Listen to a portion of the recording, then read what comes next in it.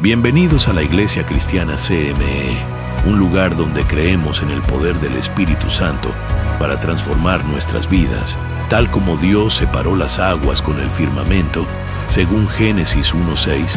Hoy podemos levantar manos santas al cielo y con estas manos alabar y glorificar el nombre del Señor. Aquí encontrarás un espacio donde tu fe se fortalece y tu propósito se hace claro. Porque hay una palabra profética que ya se declaró sobre esta casa. Te invitamos a ser parte de esta gran familia de fe. Somos más que una familia.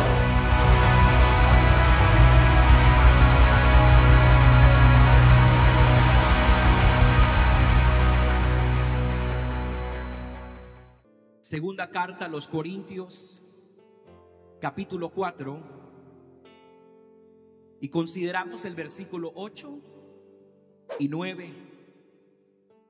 Y la palabra lee de la manera siguiente para la gloria de Dios, y toda la iglesia dice: amén.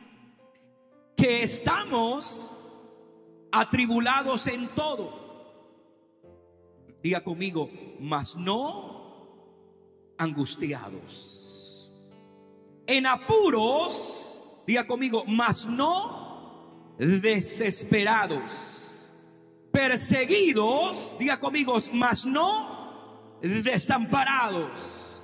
Derribados, pero no destruidos. Alguien puede celebrar la palabra del Señor.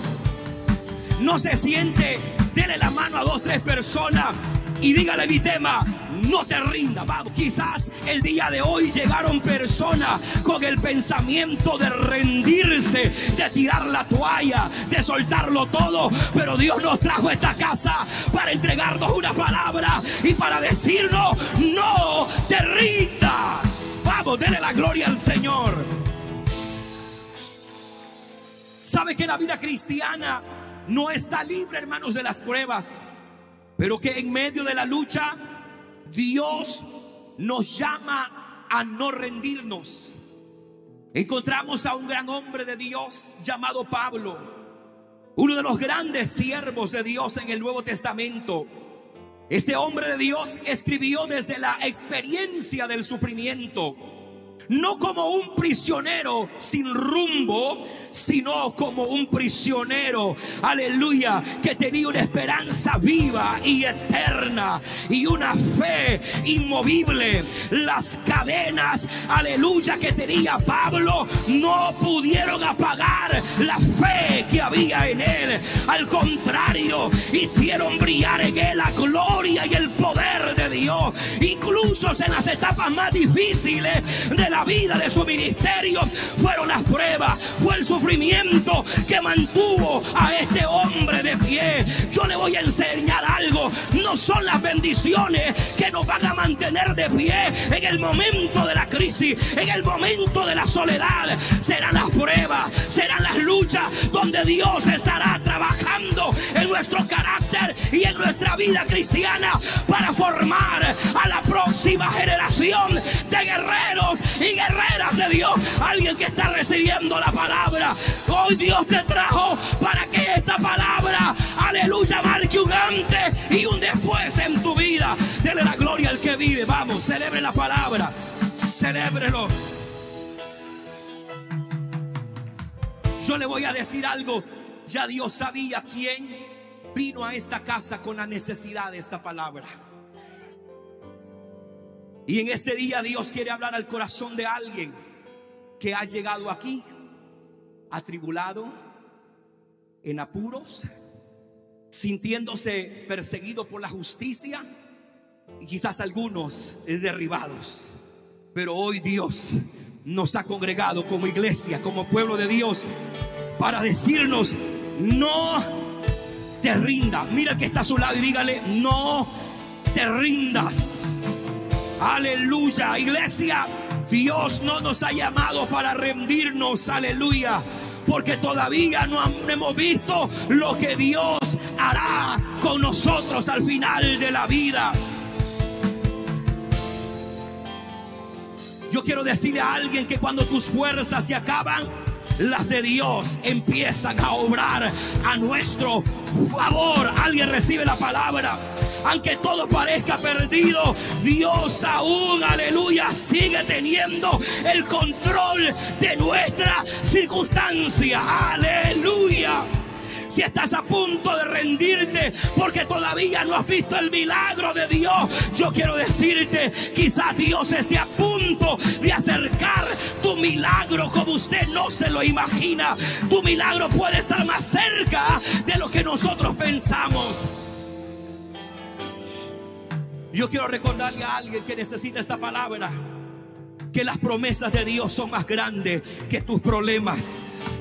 Diga conmigo, las promesas de Dios, no los oigo, las promesas de Dios son más grandes que mis problemas, son más grandes que mis necesidades, son más grandes que mis ataques. Las promesas de Dios son para la iglesia. Esta tarde reciba la palabra, agárrese la promesa, salga de esta casa diciendo: yo no vine, aleluya, para ser un derrotado más. Yo vine para salir victorioso, bendecido a través de la palabra. Vamos, alguien puede celebrar el día de hoy su palabra. El enemigo quiere que te rindas, pero Dios quiere que usted avance.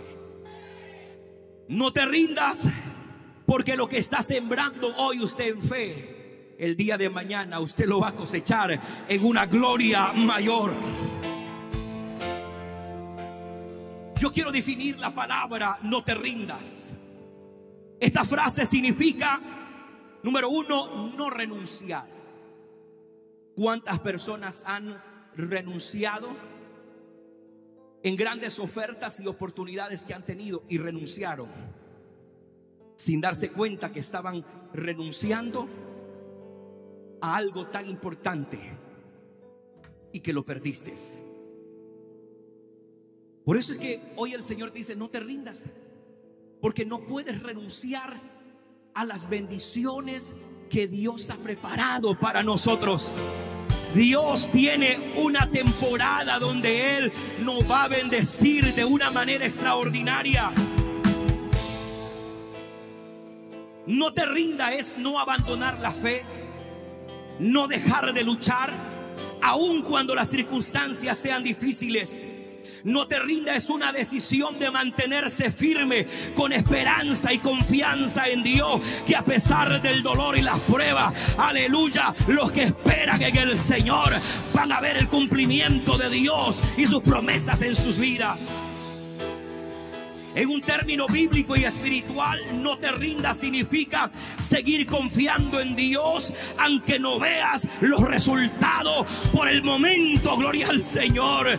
No te rindas significa perseverar en fe aunque estés cansado y herido y a punto de caer, pero el Espíritu te dice: no te rindas. No te rindas significa sostenerte en la palabra de Dios y en las promesas que Dios tiene para nosotros. Gloria al Señor. Aun cuando las emociones quieren hundirnos, no te rindas significa caminar por fe y no por vista. Yo quiero darle 3 nombres de hombres de Dios que no se rindieron. Uno de ellos fue Job. No se rindió, aunque lo perdió todo lo material, pero no se rindió. Y al final dijo: de oídas te había oído, pero ahora mis ojos te ven. Hoy yo quiero decirle, quizá usted lo haya perdido todo, pero Dios te dice: todavía hay una luz de esperanza al otro lado del túnel. No te rindas.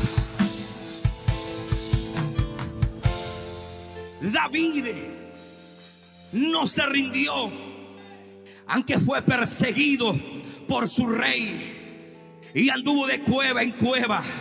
Quizás en esta vida, como peregrinos y extranjeros, aleluya, seremos perseguidos y andaremos huyendo de lugar en lugar, pero Dios te dice: hubo un hombre llamado David que no se rindió, aunque anduvo de lugares en lugares, pero Dios tenía reservado la mejor temporada para David.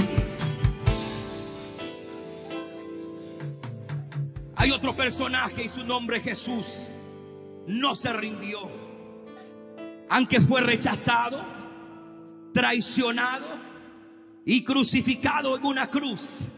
Sin embargo, en el momento donde Satanás pensó que se iba a rendir, dice la Biblia, aleluya, que en su último suspiro, cuando él declaró en la cruz, consumado es, dice que descendió a las partes más bajas de la tierra y ahí le arrebató a Satanás las llaves de la muerte y de la vida, y ahora nos ha entregado a nosotros esa autoridad celestial. Entonces la pregunta mía es: ¿por qué deberíamos rendirnos nosotros si al final del día tenemos un Dios que tiene la única y la última palabra de nuestra historia y de nuestro destino? La tiene Dios. ¿Por qué rendirnos si Él tiene la única y la última palabra? La historia también nos ha dado nombres de hombres y mujeres que pudieron haberse rendido, pero no lo hicieron. Tenemos a un hombre llamado Thomas Edison. ¿Alguien ha escuchado este nombre? Mis dos hijos mayores estudiaron en esa escuela, Thomas Edison, muy cerca de la ciudad. Este fue el inventor del bombillo eléctrico. Todos esos bombillos que usted ve hoy, quien lo inventó fue Thomas Edison. A pesar de que Thomas Edison fracasó más de 1000 veces intentando crear la bombilla eléctrica, no se rindió. Cuando le preguntaron sobre sus fallos, él respondió: en lugar de ver los errores como fracasé, los consideraba como un aprendiz, como un aprendiciente, aprendiendo a hacerlo mejor cada vez hasta descubrirlo. Gloria al Señor.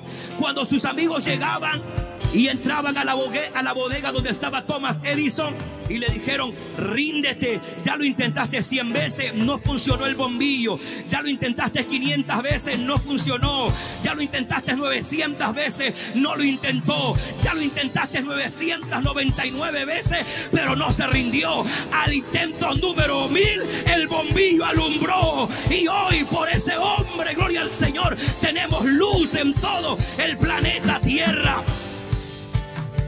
Y él dijo estas palabras: no fracasé, solo descubrí 1000 formas que no funcionaban. No fracasé, solo descubrí 1000 formas que no funcionaban. Dejó claro que la perseverancia abre paso a la innovación. Tenemos otro personaje en la historia, Nelson Mandela. ¿Cuántos han escuchado este famoso nombre de Nelson Mandela? Este hombre pasó 27 años en prisión por luchar contra el sistema de la separación racial en Sudáfrica, y luego se convirtió en el presidente de la nación del sur de África. Y este hombre dejó claro que la paciencia y la justicia pueden vencer en los momentos de mayor opresión, pero no se rindió. Otro hombre en la historia es un presidente que esta nación dio a luz, llamado Abraham Lincoln. Perdió varias elecciones antes de ser presidente de los Estados Unidos de Norteamérica y liderar la nación durante la guerra civil. Pero este histórico presidente dejó claro que el fracaso no define tu futuro. Hoy puedes fracasar, pero te puedes volver a levantar, intentarlo una y otra, cuantas veces puedas hacerlo hasta lograr el éxito. La historia también nos deja a Winston Churchill. En medio de la Segunda Guerra Mundial, mantuvo la moral de una nación como lo fue el país de Inglaterra. Cuando todo parecía perdido, dejó claro que el coraje se mide en los tiempos de crisis y no cuando la nación está prosperada. Yo quiero decirle, puede ser que nuestra comunidad latina esté viviendo un tiempo de crisis política y de justicia en esta nación, pero no todo es eterno. Aleluya, la mano de Dios tarde que temprano se va a meter a favor de los justos.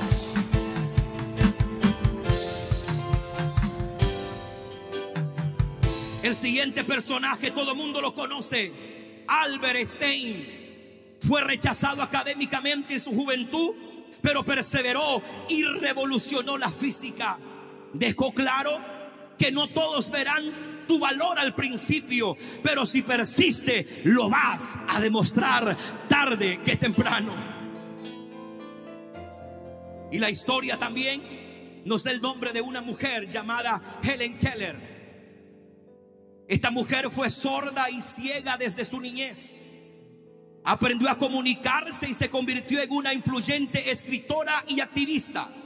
Fue la primera persona sorda y ciega en obtener un título universitario en la Universidad de Radcliffe en el año 1904. Y ella dejó claro que las limitaciones físicas no detienen un espíritu determinado y de persistencia.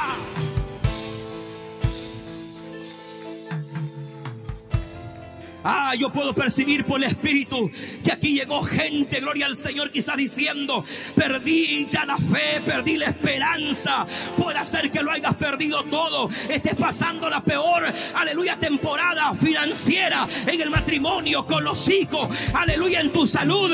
Pero hoy de parte del cielo Dios te dice: todavía estás de pie, no te rindas, sigue avanzando, sigue de pie, porque viene la victoria.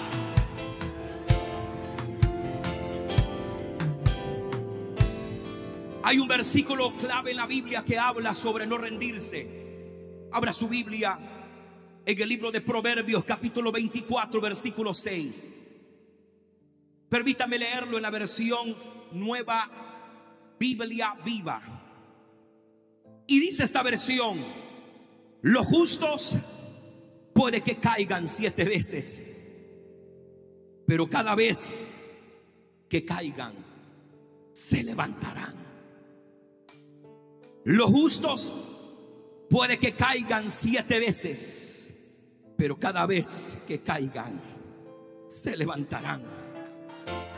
¿Por qué? Porque el número 7 habla de la perfección de Dios. Dios es un Dios perfecto y Él trabaja con gente imperfecta, con gente que fracasa, pero con gente que sabe que tiene un Dios que los puede tomar de la mano, levantarte y darte una nueva oportunidad.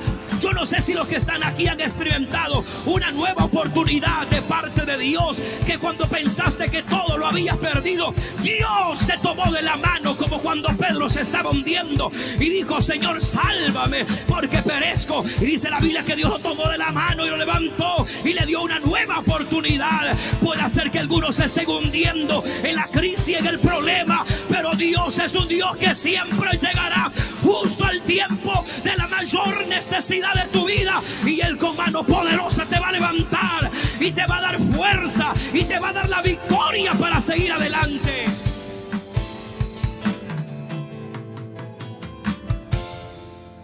Quiero hablar de 4 puntos. Número 1, las pruebas son reales, pero no eternas.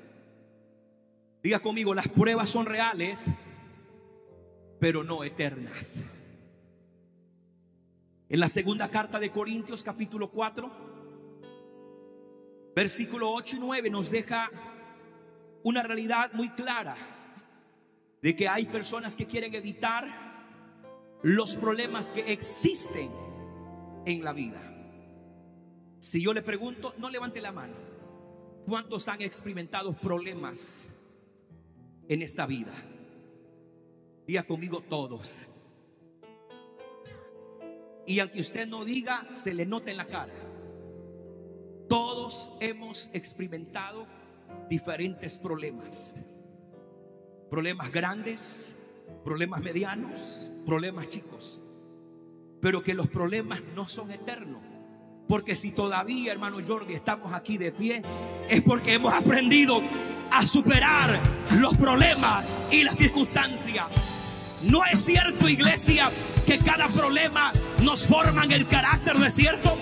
No es cierto que cada circunstancia difícil que parece que no la vamos a superar, son esos problemas, gloria al Señor, que nos van formando a creerle a Dios, a agarrarnos de la promesa de Dios y mantenernos firmes y de pie y decir: mi Dios pues suplirá todo lo que os haga falta según sus riquezas en gloria. Alguien puede celebrar, vamos, denle ese aplauso al Señor por la palabra. El apóstol Pablo deja bien claro que estaremos atribulados en esta vida, pero él dice: pero no angustiados. Estaremos en un momento en la vida en apuros. ¿Cuántos han estado en apuros? Que no tienen para pagar la renta, los biles. Y usted dice: Señor, ¿y ahora qué hago? Y cuando la fe de algunos se ha terminado, ¿verdad? ¿Se acuerdan del personaje mexicano? ¿Y ahora quién podrá ayudarme? En apuros, pero no desesperados. Dice el apóstol: perseguidos, pero no desamparados. En las redes sociales nos están vendiendo mucha información de cómo ICE anda persiguiendo a nuestra comunidad. Pero yo di una palabra al principio o a finales del año pasado. Yo dije: aunque el presidente que está hoy pueda ser nuestro presidente, pero de esta iglesia a nadie nos tocarán. ¿Cuántos testimonios de gente que han estado cercana? Hermanos que me han dicho: pastor, yo estuve esta semana trabajando en Washington, lo vi que pasaron enfrente de mí, hasta me dijeron: pasa con tu carro. ¿Sabe por qué? Porque hay cobertura y hay promesa. Aquí hay gente de esta iglesia que trabajan en la capital, aleluya, pero cuando caminamos bajo la palabra rema, bajo la palabra que da cobertura, aleluya, a tu lado caerán 1000 y 10,000 a tu diestra, pero a ti no te tocarán. Porque eres una iglesia, eres un pueblo que carga promesa, carga cobertura, carga la bendición de Dios. Vamos, alguien tiene que gritarlo: yo cargo la bendición de Dios y la cobertura de Dios. Pablo dice: algunos se van a sentir en la vida cristiana derribados, pero él dice: pero no destruidos. Un edificio, usted que es constructor, hermano Víctor, sabrá, un edificio puede colapsar, caerse, las paredes pueden colapsar, los pisos de los niveles se pueden colapsar, pero si el fundamento de ese edificio todavía quedó intacto, gloria al Señor, aunque se haya derribado, pero si todavía el fundamento quedó firme y sólido, se puede volver a levantar. Yo quiero decirle que el fundamento de nosotros se llama Cristo. Cristo es el fundamento. Todo se puede derribar a nuestro alrededor, pero el fundamento va a estar sólido, el fundamento será intocable. Y si el fundamento está intocable, quiere decir que puedo levantarme nuevamente y recibir la restauración que viene del cielo. Esto significa que Dios permite la prueba, pero que también le pone el límite. Tu historia no termina con lo que el enemigo ha planeado, sino con lo que Dios ha prometido para tu destino. Yo quiero que usted recuerde que el enemigo no tiene autoridad sobre su vida, porque el día que usted recibió a Cristo, usted ahora le pertenece a Cristo. Y Satanás no tiene autoridad sobre su vida, sobre su familia, sobre sus hijos, sobre su finanza, sobre su salud. Hay que recordarle al diablo que somos propiedad privada y que somos de Cristo. Aleluya. Oh, gloria a Dios. Por favor, acompáñeme a la carta de los Romanos capítulo 8. Ahí vamos a encontrar una verdad muy poderosísima. Carta a los Romanos capítulo 8 versículo 18. Y dice el apóstol: pues tengo por cierto que las aflicciones del tiempo presente no son comparables con la gloria venidera que en nosotros ha de manifestarse. Por favor, léalo conmigo. Pues tengo por cierto que las aflicciones del tiempo presente, en voz alta, no son comparables, dígalo, con la gloria, vamos, con la gloria venidera que en nosotros, ¿en quién? En nosotros ha de manifestarse. En otras palabras, gloria al Señor, lo que usted está viviendo no define su futuro, gloria al Señor. Dios ya vio nuestro final y nuestro final será glorioso y eterno con el Señor. Número 2, no te rindas, porque Dios está trabajando en ti. Mira el que está a su lado y dele la mano y dígale: no te rindas, porque Dios está trabajando en ti. Dios no ha terminado de trabajar con nosotros. Le voy a decir algo, hermano Américo: Dios no deja las cosas incompletas. Él las termina. Él las termina. Porque el que empezó en vosotros la buena obra, Él la va a perfeccionar y la va a terminar en nosotros. Así que tranquilo, porque todos los que estamos aquí somos un producto que Dios sigue trabajando en nuestras vidas. Y cada día Dios nos va perfeccionando y alineando a la perfección del reino y a las promesas de Dios para nuestras vidas. Así es que no se preocupe, porque todavía Dios sigue trabajando en mí y en usted.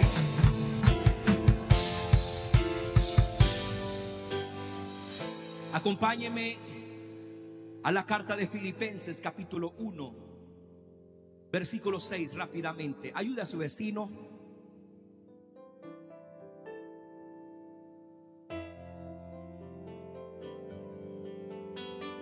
Filipenses capítulo 1 versículo 6.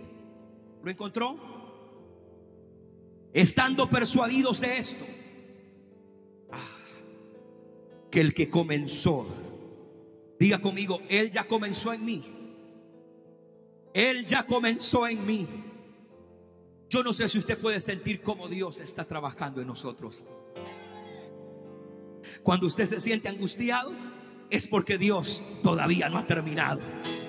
Cuando usted se siente en apuro, es porque todavía Dios no ha terminado. Cuando usted se siente derribado, es porque todavía Dios no ha terminado.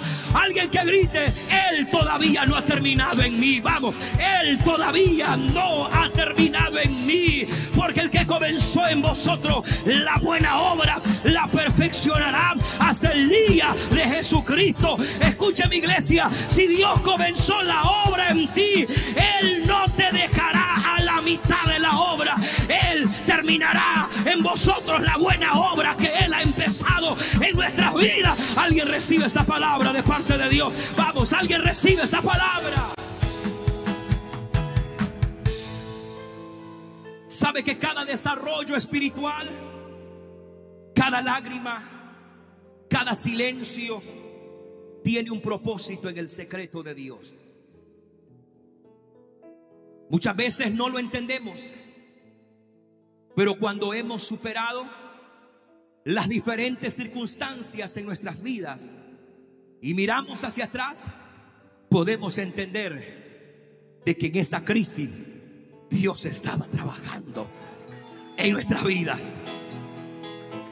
Que en ese problema Dios estaba trabajando en nuestras vidas. Que cuando el médico dio su pronóstico, no a favor de nuestra salud. Dios estaba trabajando en nosotros. Dios tiene tanto tiempo de seguir trabajando en nuestras vidas, gloria al Señor. Y Él seguirá trabajando en nuestras vidas hasta que la iglesia escuche el sonido de la trompeta final. Y ahí estos cuerpos inmortales, estos cuerpos corruptibles se van a transformar en cuerpos inmortales y en cuerpos incorruptibles para recibir al Señor en el aire. Ahí veremos la perfección de Dios. Ahí seremos perfectos como Él es.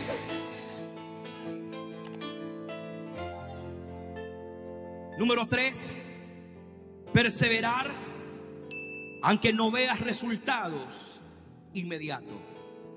Diga conmigo, perseverar aunque no vea los resultados inmediatos. En la vida cristiana no todo se ve de inmediato. Eso es como los hermanos que dijeron en enero, al inicio del año, y dijeron ellos: este año voy a rebajar 20 libras. Pero si no dejó de comer como come, si no aplicó una disciplina, ya estamos casi cerrando el año y en vez de haber perdido 20, ganó 20. Pero si fuiste disciplinado y dijiste: no, en el primer mes trataré de rebajar 3 libras, el próximo mes 4, el próximo mes 5, y llegaste al medio año y completaste la meta, rebajaste las 20 libras. Los resultados no los vistes de inmediato, pero a través de la disciplina fuiste viendo los resultados. Entonces Dios llama a la iglesia a ser un pueblo perseverante, porque la perseverancia nos ayudará a ver los resultados de nuestra vida cristiana. La perseverancia. Por eso, hermano Adrián, la Biblia cierra diciendo que el que persevere hasta el fin, el que persevere hasta el fin. Este no es un asunto de decir: bueno, voy a perseverar hasta que llegue Navidad y a ver qué pasa. No, este no es un asunto de perseverar hasta Navidad. Este es un asunto que el que persevere hasta el final, este será salvo. No se trata de iniciar la carrera, se trata de ser perseverante y seguir marchando, aleluya, contra viento y marea. Aunque hayan altas y bajas en la vida, se trata que hayan hombres y mujeres que digan: voy a ser perseverante, voy a ser perseverante, voy a ser perseverante. No ha sido fácil llegar casi al final del año, pero todavía estamos aquí porque somos un pueblo perseverante y todavía seguimos de pie para la gloria de Dios. Alguien puede alabar su nombre. Vamos, alguien puede darle gloria. Celébralo, celébralo, celébralo.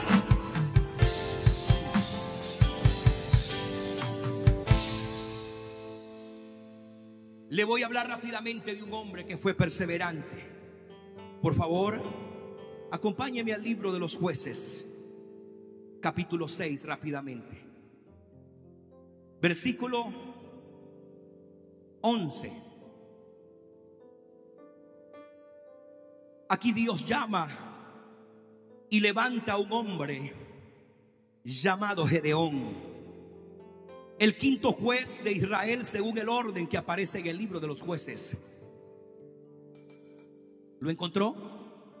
Si no, ayude al vecino, porque toda esta cita bíblica es importante que la gente disfrute y coma la palabra de Dios. Jueces capítulo 6, versículo 11 hasta el 16.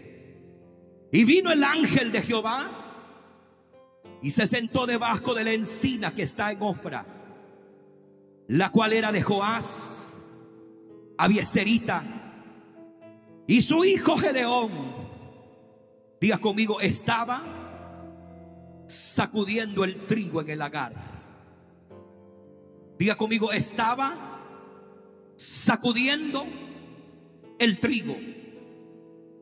Eso habla, hermano Alex, que la gente perseverante está ocupada en los asuntos del reino. Dios no trabaja con gente perezosa. Dios no trabaja con gente que dicen no se puede. Dios no trabaja con gente que no toma iniciativa en la vida cristiana. Dios pone la mirada en hombres como estos que estaban sacudiendo el trigo en el lagar, aleluya. Y dice que lo estaba haciendo para esconderlos de los madianitas, que eran los enemigos. Versículo 12. Y el ángel de Jehová se le apareció y le dijo: Jehová está contigo. ¿Cómo no le gustaría que en una madrugada el Espíritu Santo lo levante de la cama y usted escuche una voz que le diga: Jehová está contigo? Que cuando inmigración ha negado tu solicitud, escuches la voz de Dios que te dice: el ángel de Jehová está contigo. Que cuando usted ha recibido una llamada telefónica con una mala noticia, que el ángel de Jehová le diga: Jehová está contigo. Que cuando el médico le dice: tienes 3 meses de vida, usted puede escuchar la voz del Espíritu que le dice: Jehová está contigo. Ah, qué palabra de bendición. Yo creo que eso es lo que Dios permitió que viniéramos a escuchar el día de hoy. Iglesia, Jehová está con Iglesia Centro Mundial Evangélico. Jehová está con cada familia. Jehová está con cada joven. Jehová está con cada mujer. Jehová está con cada varón. Jehová está con su iglesia.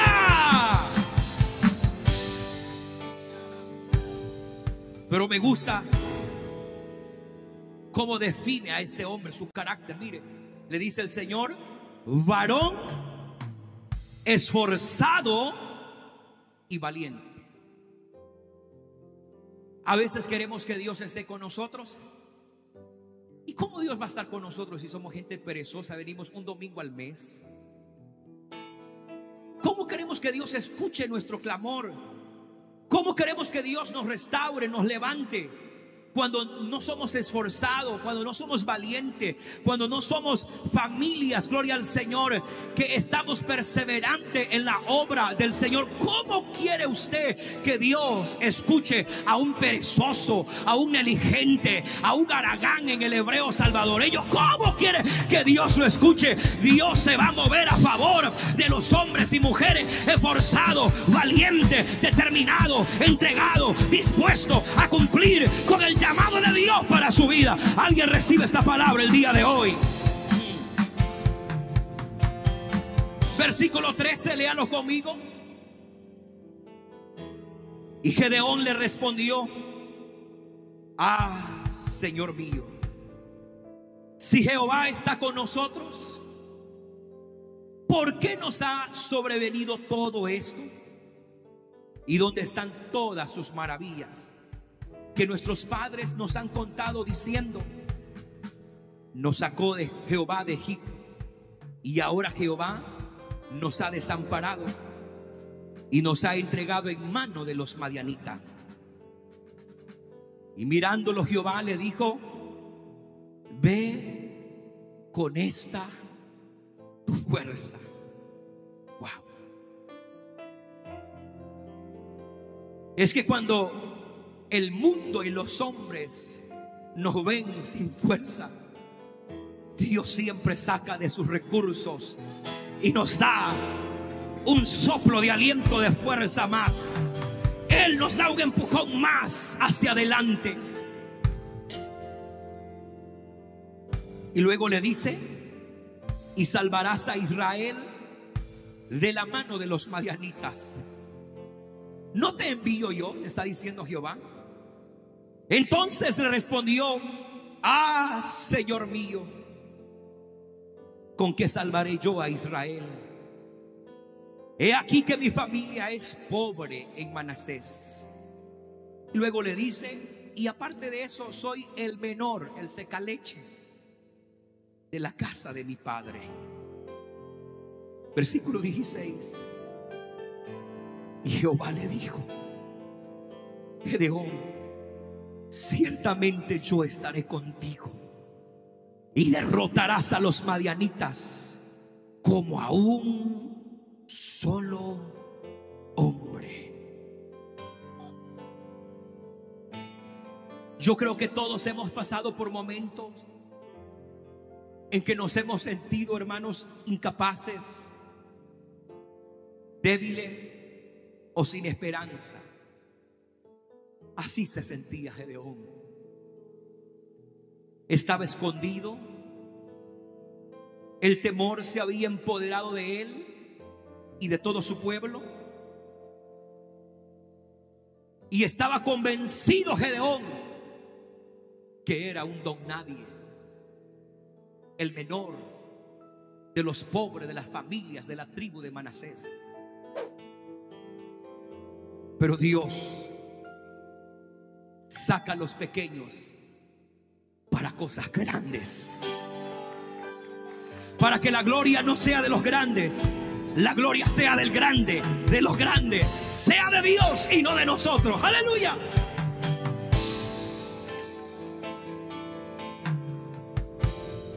Yo quiero recordarles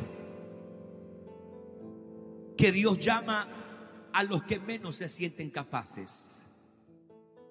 A usted que dice: pastor, me siento incapaz de un día servir en la iglesia, de trabajar en algún departamento de la iglesia, de abrir las puertas de mi casa como una reunión familiar. Me siento incapaz de un día ser un colíder o de ser un líder de la iglesia. Pero yo quiero decirles, a esos incapaces es lo que Dios usa para capacitarlos, formarlos, empoderarlos. Gedeón estaba escondido en un lagar, trillando trigo, en secreto por temor de los madianitas. Versículo 11. Sabe que la generación de Gedeón, y anote esto, representa la era del miedo y la opresión, porque se parece un poco a lo que se está viviendo aquí en nuestro país. Representa una generación que ya se había rendido al enemigo llamado los madianitas. Pero Dios llama a un Gedeón que veía a un pueblo atribulado, en apuros, perseguido, derribado, pero no significaba el final de la historia para él y para su pueblo. Gloria al nombre del Señor. Por eso en Jueces 6:12 parte C, el Señor le dice a Gedeón: varón esforzado y valiente. El mundo también quizás puede ver cuál es el final de nuestra historia, y hacen un dictamen por lo que ven en el presente, pero solamente Dios sabe el futuro glorioso que le espera a sus hijos y a sus hijas. ¿Quieres saber qué significa el nombre Gedeón? Gedeón proviene del hebreo que es Gidón, y tiene 3 significados el nombre. Número 1 es cortador, 2, guerrero poderoso, y 3, destructor. Ahora la pregunta es: ¿por qué el nombre de Gedeón tiene estos significados? ¿Por qué es cortador? Y esto puede relacionarse con la misión que Dios le dio de derribar los altares de Baal y cortar toda la idolatría que el pueblo de Israel se había doblegado. Y Dios levanta a un cortador de idolatría para traer restauración y avivamiento. Yo creo que necesitamos a los Gedeones que se levanten y digan: vamos a cortar el pecado, vamos a cortar lo que está deteniendo la bendición de Dios en mi vida, en mi familia, en mi generación. Dios necesita levantar la generación de los Gedeones para cortar lo que está frenando la bendición de Dios. Eso usted lo encuentra en Jueces capítulo 6, versículo 25 al 27. El segundo significado del nombre Gedeón es guerrero poderoso. Aunque al principio Gedeón se miraba débil, pero a mí la Biblia me enseña que de lo vil y de lo débil escogió Dios para avergonzar a lo que se cree fuerte y sabio. Dios levanta de las personas que menos pensamos que Dios va a usar. De ahí Dios escoge. Cuando Samuel llegó a Belén, aleluya, le preguntó a Isaí: trae a tus hijos. Samuel pensó que el próximo rey de Israel serían los hijos más fuertes de Isaí, pero no era así. Dios puso la mirada en un vil pastor que olía monte, olía cabra, oveja, pero olía la presencia de Dios, olía el llamado de Dios, olía presencia al rey de Israel. Y el profeta le dice a Isaí: no nos sentaremos a la mesa hasta que llegue tu último hijo. Nadie se va a sentar en su silla, por eso nadie se apure. Nadie se va a sentar en su silla hasta que Dios ordene que llegó el tiempo de Dios para su promoción. No se adelante. Dios no es un Dios que se adelanta. Él tiene sus tiempos kairos perfectos.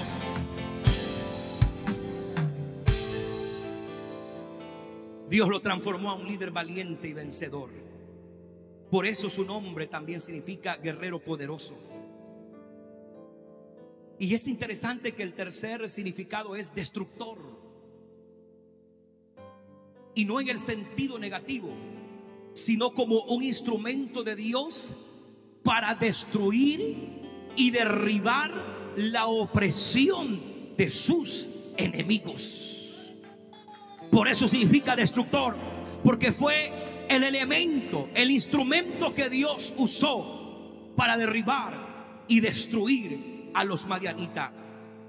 El nombre de Gedeón refleja lo que Dios puede hacer con alguien que se siente pequeño, pero que está dispuesto a obedecer a la palabra y a la voz de Dios.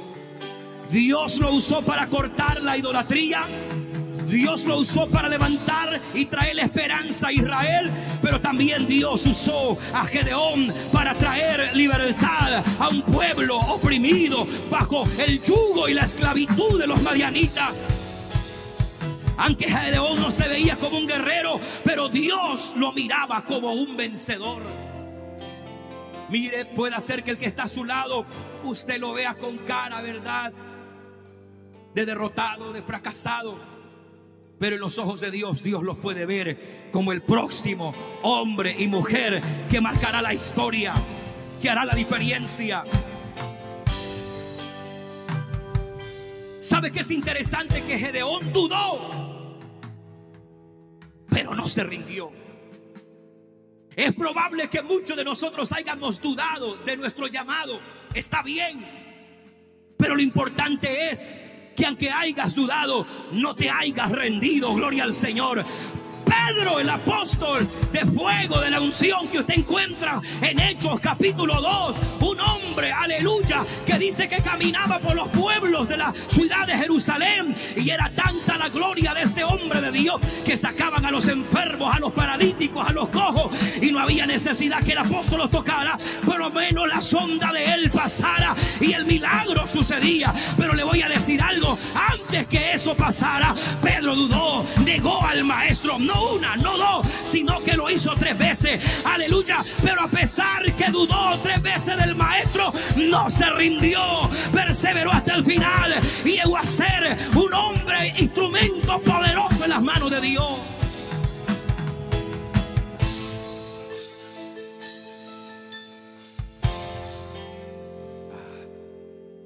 Si hay algo que determinó la vida de este hombre, es que aprendió a escuchar la voz de Dios. Y si hay algo que nos va a mantener firme en estos tiempos finales, es que todos los que estamos aquí seamos sabios en oír la voz de Dios. Es probable que usted escuche miles de voces a través de las redes sociales, en la empresa, en el supermercado, en la familia. Vamos a escuchar miles de voces, pero que ninguna de esas te confundan cuando escuches la voz de Dios. Y cuando Gedeón escuchó la voz de Dios, fue paso a paso. obedeciendo. Y fue cuando el Señor le dice en Jueces 6:14, le da la orden: ve, Gedeón, con esta tu fuerza.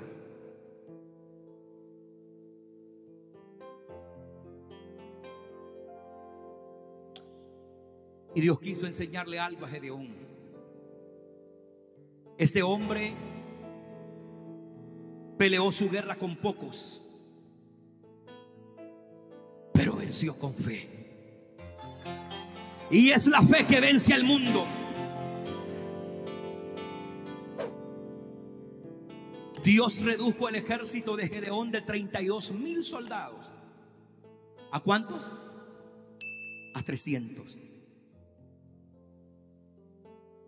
Humanamente podría parecer una locura ante los ojos humanos, pero lo que Dios quería es que la victoria no se atribuyera a la fuerza ni de Gedeón, ni de los 30,000, ni de los 300, sino que la victoria fuera atribuida únicamente a aquel que daría la victoria a Gedeón y a Israel. En Jueces capítulo 7, versículo 7, el Señor le dice: con estos 300 hombres yo os salvaré. Es interesante que Gedeón no se rindió, aunque las probabilidades estaban en su contra, pero la fe de él, la obediencia a la voz de Dios, eso fue lo que empujó a este hombre a derrotar a los enemigos. Yo no sé cuáles sean nuestras fuerzas espirituales. Quizás nos sintamos débiles, nos sintamos incapaces como Gedeón, y quizás le hemos dicho al Señor: ya no tengo fuerza para seguir, me siento débil espiritualmente, no tengo las herramientas para contrarrestar a las fuerzas malignas. Pero hoy el Señor te dice, al igual que Gedeón: no son con tus fuerzas, son con mi fuerza. Solo aprende a oír la voz de Dios. Solamente aprende a avanzar obedeciendo a la palabra de Dios. Iglesia, aunque te falten los recursos, Dios es el que va a proveer. Aunque tengas miedo, Dios es el que te va a llenar de valentía. Aunque el enemigo sea grande, yo quiero recordarte: Dios es más grande que nuestro gigante. Desconozco cuál es tu gigante. Aleluya. Puede ser que tu gigante sea más grande que Goliat. No importa, Dios es más grande que Goliat. Él es poderoso para darnos la victoria. Alguien puede recibir la palabra.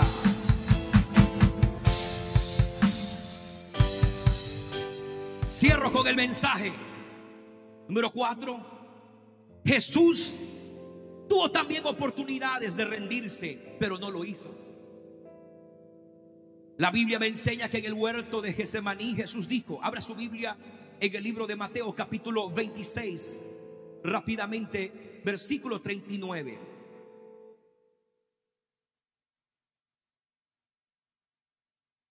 Estas fueron las palabras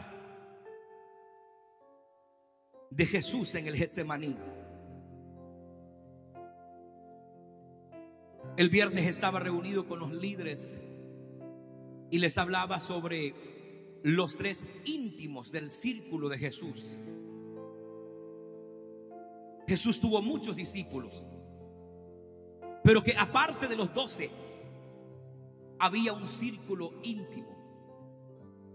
Y de los 12 solamente Pedro, Jacobo, que también se conoce como Santiago, y Juan fueron los 3 íntimos de Jesús.